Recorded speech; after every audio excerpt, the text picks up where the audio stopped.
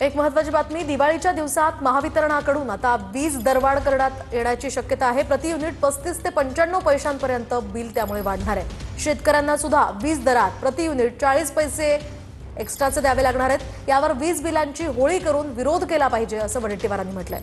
वाढत्या वीज दरांवर वडेट्टीवारांनी ही प्रतिक्रिया दिली आहे।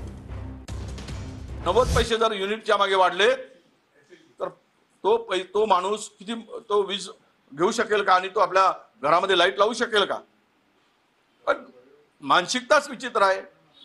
सरकार आता या संदर्भात काही भूमिका घेण्याची मला वाटतं मानसिकता नाही, पण एक आहे की याचा विरोध या इलेक्ट्रिक बिलचा ज्या प्रचंड प्रमाणात वाढला आहे, हे इलेक्ट्रिक बिलाची होळी करून महाराष्ट्रामध्ये याचा विरोध केला पाहिजे। आणि मी आमच्या सगळ्या काँग्रेसच्याही नेत्यांना सांगतोय की तालुका स्तरावर या 90 पैसे वाढवण्याचा निर्णय झाला असेल तर या वीज बिलाची होळी प्रत्येक तालुक्याच्या स्तरावर करा आणि या सरकारचा निषेध करा।